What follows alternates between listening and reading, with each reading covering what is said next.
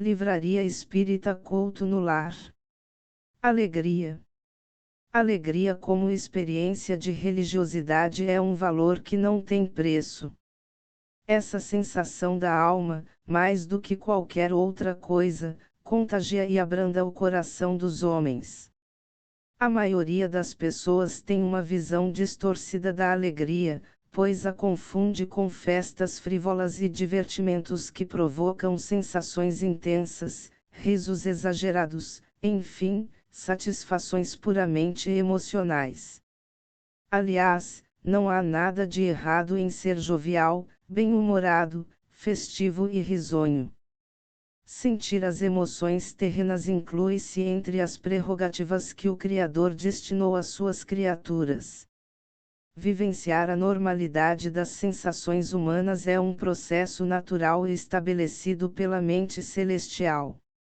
Talvez as religiões fundamentalistas tenham mesclado as ideias contidas nas palavras alegria e tentação. Na realidade, o Mestre ensinava a seus seguidores que vivessem com alegria. Eu vos digo isso para que a minha alegria esteja em vós, diz Jesus, e vossa alegria seja plena. A verdadeira alegria está associada à entrega total da criatura nas mãos da divindade, ou mesmo à aceitação de que a inteligência celestial a tudo provê e socorre. E a confiança integral em que tudo está justo e certo e a convicção ilimitada nos desígnios infalíveis da providência divina. A palavra aleluia tem origem no hebreu aleluia e significa louvai com júbilo o Senhor. Tem sido usada como cântico de alegria ou de ação de graças pela liturgia de muitas religiões a fim de glorificar a Deus. A designação sábado de aleluia, utilizada pela Igreja Católica, tem como fundamento a exaltação à alegria, visto que nesse dia se comemora o reaparecimento de Jesus Cristo depois da crucificação. Viver em estado de alegria é estar plenamente sintonizado com nossa paternidade divina, através das mensagens silenciosas e sábias que a vida nos endereça. A entrega a Deus é a base de toda a felicidade. No entanto, o problema reside em algumas religiões que recomendam a entrega não a Deus, mas a mandatários ou representantes divinos, ou mesmo a congregações doutrinárias que impõem obediência e subordinação a seus diretores. Condutas semelhantes acontecem em seitas ou em grupos dissidentes de uma religião, em que há uma entrega incondicional dos adeptos ao líder religioso e que resulta, inicialmente, numa suposta sensação de alegria e satisfação. Na realidade, quando existe subordinação na nossa entrega a Deus, ela não pode ser considerada real, pois, mais cedo ou mais tarde, a criatura vai notar que está encarcerada intimamente e que lhe falta a verdadeira comunhão com o Criador. Viver em estado de graça ou em comunhão com Deus é estar perfeitamente harmonizados com nossa natureza espiritual. É a alegria de repetir com Jesus Cristo: eu estou no Pai e o Pai está em mim. A felicidade é um trabalho interior que quase nunca depende de forças externas. Deus representa a base da alegria de viver, pois a felicidade provém da habilidade de percebermos as verdadeiras intenções da ação divina que habita em nós e do discernimento de que tudo o que existe no universo tem sua razão de ser. O homem carrega na sua consciência a lei de Deus, afirmam os espíritos superiores a Allan Kardec. A lei natural é a lei de Deus e a única verdadeira para a felicidade do homem. Ela lhe indica o que deve fazer e o que não deve fazer, e ele não é infeliz senão quando se afasta dela. Alegria como experiência de religiosidade é um valor que não tem preço.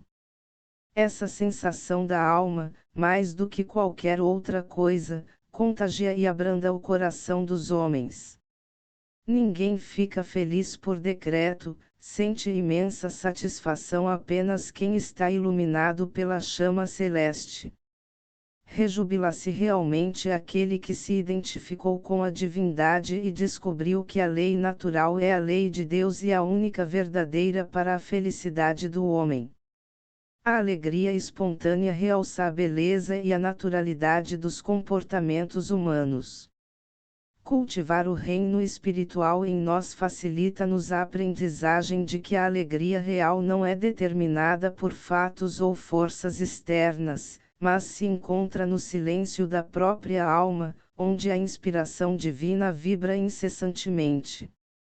A lei natural de Deus é a única verdadeira para a felicidade do homem. Ela lhe indica o que deve fazer e o que não deve fazer, e ele não é infeliz senão quando se afasta dela. É muito bom vivenciar a alegria de encontrar o tesouro escondido no campo da própria alma, isto é, reconhecer o si mesmo, a mais profunda realidade, a vontade de Deus, que sustenta, resguarda e inspira o ser humano a progredir de modo natural e sensato. Todos nós fomos criados pela divina sabedoria do universo para ser felizes, tanto no plano físico como no astral, e certamente por toda a eternidade. A alegria de viver é um atributo natural de toda criatura humana, herança de sua filiação divina. Na realidade, a alegria começa quando somos responsavelmente livres para ser nós mesmos, quando tomamos o leme de nossa vida nas próprias mãos e deixamos de ser escravos de algo ou de alguém. A bem da verdade, dizem os benfeitores espirituais, toda sujeição absoluta de um homem a outro homem é contrária à lei de Deus. Não há homens que sejam, por natureza, destinados a ser propriedade de outros homens. Muitas pessoas acreditam que, sentindo e pensando como os outros, serão mais aceitas e amadas. Outras pensam que, comportando-se de forma submissa, débil e servil, evoluirão mais depressa. Elas ignoram que, assim procedendo, estarão perdendo contato com a própria fonte sapiencial, que promove o encontro com a vontade de Deus. A prova disso é o que Paulo de Tarso escreveu aos Romanos: e não vos conformeis com este mundo, mas transformai-vos, renovando vossa mente, a fim de poderdes discernir qual é a vontade de Deus. A vontade de Deus, ou Imago Dei, reside nas criaturas e representa um livro sagrado a ser desvendado na própria intimidade. Sustenta Jung que trazemos em nosso íntimo a imagem de Deus, a marca do si mesmo, o self inglês. Segundo as teorias junguianas, o si mesmo não é apenas o centro, mas também toda a circunferência que contém em si tanto o consciente quanto o inconsciente. Ele é o centro dessa totalidade, assim como o ego é o centro da consciência. Carl Jung afirmava que o self presida todo o governo psíquico, é uma autoridade suprema e é considerado a unificação, a reconciliação, o equilíbrio dinâmico, um fator interno de orientação do mais alto valor. Ajustando esses conceitos à nossa fé espírita, podemos dizer que o Cristo é o símbolo do si mesmo, porque se identificou plenamente com a vontade de Deus. O Mestre reconheceu em si a Imago Dei, visto que integrou sua compreensão do mundo exterior com tudo aquilo que é divino em si mesmo. A concepção católico-cristã primitiva da Imago Dei, assegurada na figura de Jesus, expressa, em verdade, que somente o Mestre retinha a totalidade da natureza divina. Ele é denominado até os dias atuais pela Igreja de Roma de Filho unigênito de Deus não manchado pelo pecado. Por outro lado, a religião romana afirma que os seres humanos não possuem as mesmas potencialidades celestes que possuía o Mestre, uma vez que a imagem divina do homem foi danificada e corrompida pelo pecado original, e só será restaurada pela misericórdia do Criador.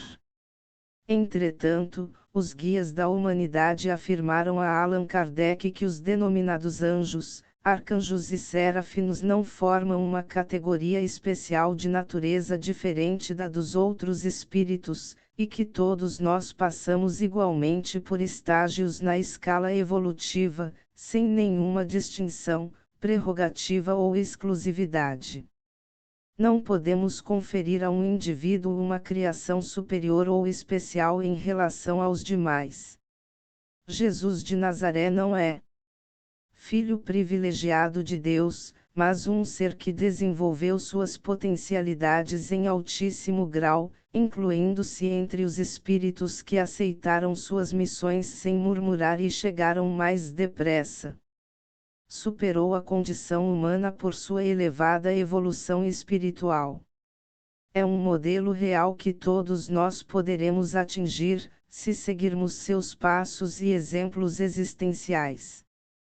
O verdadeiro contentamento fundamenta-se no fato de usarmos de forma livre, consciente e sensata a capacidade de ser, pensar, sentir e agir.